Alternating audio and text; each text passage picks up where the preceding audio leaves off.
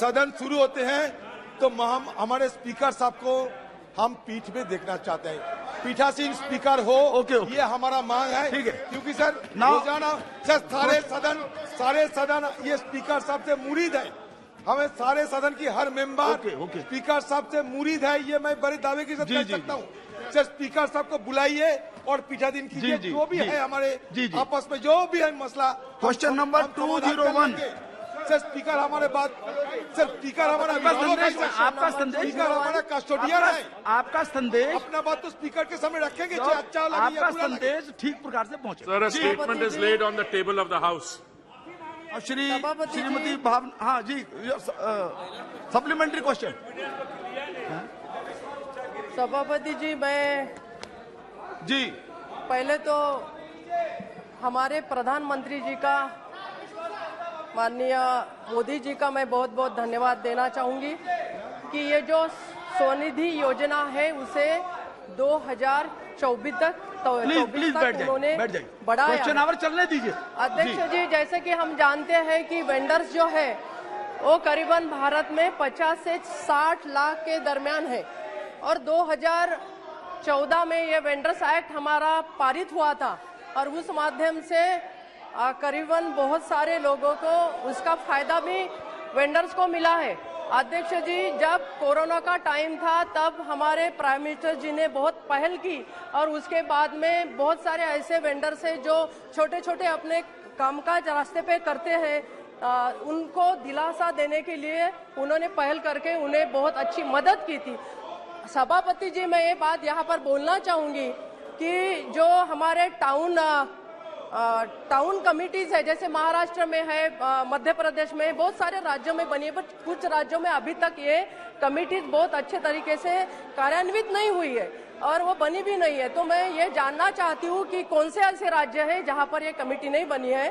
और सर, दूसरा ये मैं यहाँ पर बताना चाहूंगी कि जो महिलाएं इसमें वेंडर्स है, वो महिलाओं के परिवार में कोई नहीं रहने के बाद उन्हें अपना गुजारा करने के लिए ऐसे पटरी पे, रोड पे बैठकर काम करना पड़ता है और ये महिला बहुत कष्ट करती है, बहुत त्याग करती है, अपने बच्चों को पढ़ाती है। लेकिन ऐसे महिलाओं के लिए हमारे पास में क्या पैकेज है? जबकि महिला का यहाँ पर मैं बताना चाहूंगी कि महिलाओं के बच्चों को पढ़ाने के लिए कोई स्कीम होनी चाहिए, स्वास्थ्य के लिए कोई स्कीम होनी चाहिए। संक्षेप में पूछिए। यहाँ पर मंत्री जी को पूछना चाहूंगी, क्या हम महिलाओं को बहुत सक्षम बनाने के लिए क्या पहल कर रहे हैं? कोई पैकेज यहाँ पर हम महिलाओं को वेंडर्स के रूप में देने जा रहे हैं क्या? जी, माननीय मंत्री जी। Sir, I am eternally grateful to the honourable member for having raised this scheme. Sir, I can say with full confidence that the honourable Prime Minister's urban scheme, जो भी उनकी ये योजनाएं हैं, उनमें से the Swanidhi scheme stands out. Why do I say this, sir?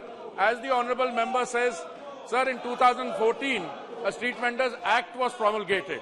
But it is one thing to bring legislation and it is quite another to have it implemented so that the street vendors actually receive benefits. And during the pandemic, sir, in 2020, when there was an economic lockdown, at that stage it will be recalled that the street vendors, जो ready पटरी चलाते हैं, because the streets were closed and they ply their trade on the streets, they were particularly disadvantaged, sir. So this scheme was rolled out in the month of June 2020 और मुझे बहुत खुशी होती है ये बताने में कि एक महीने के अंदर जून 2020 में स्कीम की शुरुआत हुई और जुलाई में पहले लोन्स मिलने शुरू हो गए. Sir, when we devised the scheme, we thought that the total of 42 lakh of our street vendors would benefit. That was the target. But sir, the honourable member said कि शायद 40 या 50 लाख ऐसे रेडी पटरी वाले हों. मैं मैडम को यह भी बताना चाहूंगा कि जो स्ट्रीट वेंडर्स के एसोसिएशन के कार्यकर्ता हैं, जो उनके अधिकारी हैं, उन्होंने हमसे यह भी कहा कि शायद 40-50 लाख नहीं, हो सकता है कि 2 करोड़ स्ट्रीट वेंडर्स हों. तो स्ट्रीट वेंडर्स स्कीम से we have several objectives, sir. One is to provide a system of micro finance inclusion, because ये हमारे वो बहन भाई हैं जो रोज जाके लोन्स लेते हैं, बड़े हाई रेट्स ऑफ इंटरेस्ट पे लोन्स लेते हैं, और जो हर 2-3 दिन के बाद जो लोन लेते हैं और हाई इंटरेस्ट पे उनको लौटाना पड़ता है. So the scheme as envisaged, sir, today I can say out of 42 lakh which was the original target, about 38 lakhs street vendors have already benefited from the scheme. And I'm very happy to inform you that whilst the target is 42 lakhs and we are moving quickly in that direction, for our internal purposes, we've already started talking about not 42 lakhs as the objective and target, but 50 lakhs also. और मुझे ये honourable member को बताते बहुत ही खुशी हुई है, इसमें से 41%, 41% of the loans have been given to our sisters, महिलाएं जिन्होंने ये लोन लिए हैं. सर, ये लोन की जो कंसेप्चुअल डिजाइन है, इसमें ऐसा है सर, पहला लोन 10,000 रुपए का, अगर जिसने लोन लिया वो 10,000 रुपए को लौटा देंगे तो इंटरेस्ट फ्री एकदम अगला लोन 20,000 का मिल जाएगा, और जो 20,000 का लौटा देंगे तो 50,000 का मिल जाएगा. और उससे क्या होता है कि from being street vendors who are borrowing money at very high rates, they have also become micro entrepreneurs, and the benefits of all the other प्रधानमंत्री जी की जो योजनाएं हैं वो भी उनको मिल रही हैं. इसके कारण सर, अगर आप थोड़ी सी मुझे इंडल्ज करें तो मैं कुछ और भी आपके सामने रखना पाऊंगा.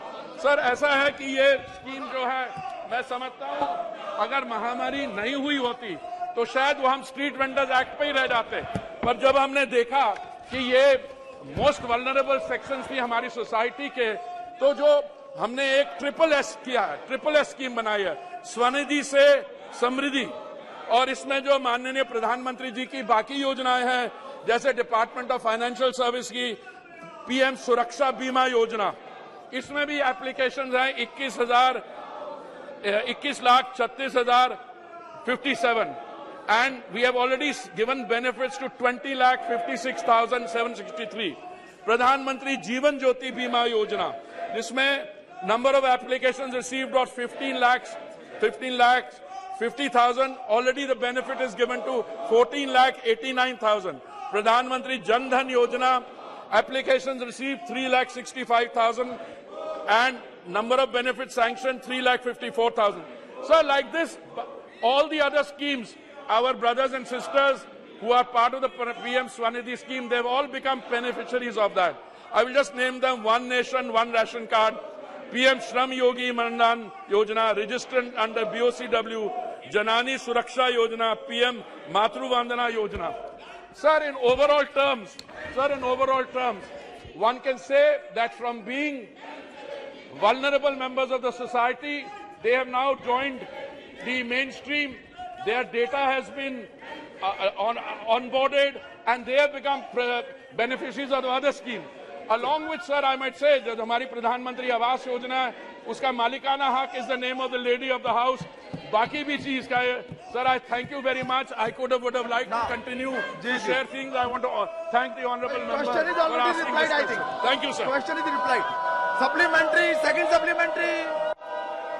सभापति जी, मैं ये पूछना चाहती हूँ कि क्या महिलाओं को विशेष पैकेज इसमें हम देने जा रहे हैं, और जो एक्ट बना है उस माध्यम से उनको जो फायदे होने चाहिए, जैसा हेल्थ के बेनिफिट्स है, बच्चों का पढ़ाई है, तो इसको क्या हम इंक्लूड करने जा रहे हैं? और महाराष्ट्र में जैसा 4,14,032 ये जो लोगों को फायदा मिला है, तो ऐसे जो स्टेट है उसमें और बढ़ाने का और उनको सपोर्ट करने का, और हमारे पास में क्या प्लान है? We regularly monitor the number of vending zones which are there in each state. And I want to thank the honourable member. Some states, as she mentioned, Maharashtra has 1,509 vending zones. But some states, like Andaman and Nicobar Islands, maybe because vending zones and the scheme, you need mostly in B-class town. जो बहुत छोटे शहर होते हैं, वहाँ पे I get the feeling that the same pressure is not there, but we are monitoring this. We have a total of 13,403 zones. Some states like West Bengal don't have any vending zones. Now that I find very surprising. The state of West Bengal does not have any vending zone. In also some other states would also have very few. So we are monitoring this, and we are going to try and incentivize them to ensure that more and more states derive the benefits, which I think is one of the most unique schemes worldwide, and it is being hailed worldwide because the Honorable Prime Minister showed very high degree of sensitivity to the most vulnerable sections in our society, and it has been widely welcomed, including by the beneficiaries of the scheme. And we have been repeatedly, they have expressed themselves on record to be able to take benefit of this. Shri कृपाल बालाजी तुमाने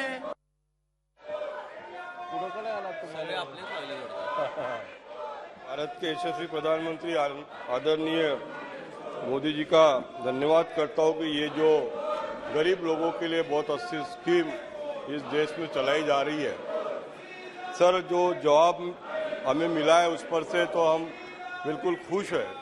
इतने अच्छी तरह से ये गरीबों के लिए scheme हमारी implement हो रही है और लगभग 68 लाख लोगों ने उसका पंजीयन भी करा चुके हैं। लेकिन इसमें मैंने जो देखा कि बैंक का ऋण देने का जो मसला आता है तो वहां पर नेशनलाइज्ड बैंक उसको लोन दे रही है। लगभग 95% लोन नेशनलाइज्ड बैंक दे रही है, लेकिन cooperative bank and other bank और अदर फाइनेंशियल इंस्टीट्यूशन उसमें लोन नहीं दे रही है। तो उसके बारे में भी कोऑपरेटिव बैंक को कुछ डायरेक्शन देने की जरूरत है, ऐसा मुझे लगता है। और ये स्ट्रीट वेंडर होने के कारण ये स्ट्रीट पे फूड भी बेचते हैं, वेजिटेबल्स भी बेचते हैं, बहुत सारे प्रकार के साधन जो लोगों के डेली यूज के लिए होती है। संक्षेप में तो इस मसले पर मैं क्वेश्चन पूछने जा रहा हूँ कि हेल्थ का ध्यान रखना बहुत जरूरी है। उनका हेल्थ का ध्यान हम रखेंगे तो हमारा भी हेल्थ अच्छा रहेगा। तो इसके बारे में इनके लिए कोई ESIC का लागू कर रहे हैं या और कोई शासन की योजना है जिससे इनको हेल्थ फैसिलिटी मिलेगी? I want to thank the honourable member who has raised three very valuable points. One is the loans which are being drawn and why the public sector banks are actually in the forefront and the cooperative banks slightly less and the private sector banks, he said, even less. So that is a fact. I have the figures with me for the state of Maharashtra. In Maharashtra, the PSB public sector banks, all India, the figure is 5,936 loans amount in crores dispersed. In Maharashtra, it's 582 crores. Number of beneficiary overall is 34 lakh beneficiaries, 34 lakh 94,000. In Maharashtra, it's 4 lakhs. Similarly, I have for private banks, SBS Small Finance Bank, the non-NBFCs. So what the honourable member is saying is correct. The private sector banks are so far disbursing only a very small percent, and my calculation says it's only about 2%. But the public sector banks have come forward and they have been, we are monitoring the situation, sir, and I am confident that with the steps underway and the cooperation of other central government agencies like the Department of Financial Services, we are proceeding. So both the number of beneficiaries and the loans disbursed will all be increased. I also want to mention to the honourable member, sir, that street food has also acquired a new salience. In fact, they have tied up with Zomato and other entities, and now quality street food can be ordered in our homes through digital technology. And what is very reassuring is that the street vendors themselves have taken to digital technology both for the application of loans, for their repayment, for other transactions, and so it is also adding to the overall thing thanks to the technology push given by the Honourable Prime Minister. Insofar as sanitary and health conditions are concerned, I want to assure the honourable member that the concerned agencies, both at the local, urban, local bodies level, and are giving full attention to this. And in fact, that the highest qualities of health are being observed in these outlets. And ultimately, this is a responsibility of the local bodies, but from the central government, etc., whatever assistance we give is being provided. Thank you very much, sir. Question number 202. The Honourable Minister. जी supplementary, third supplementary. Shri अध्यक्ष महोदय, भारत एक कृषि प्रधान देश है और हमारी जनसंख्या लगभग 140 करोड़ से भी ज्यादा है। इन सभी को अपनी पेयजल आवश्यकताओं को पूर्ति के लिए, सिंचाई हेतु, कृषि संबंधी आवश्यकता को पूर्ति करने के लिए और उद्योगों के लिए पानी की अत्यंत आवश्यकता है। भारत आज भी वर्षों के बहुत हद तक मानसून पर निर्भर करता है। बारिश अच्छी हो तो पानी की उपलब्धता हमारे जल भंडारण में बढ़ जाती है, अन्यथा जल भंडारण गृहों में पानी की कमी हो जाती है।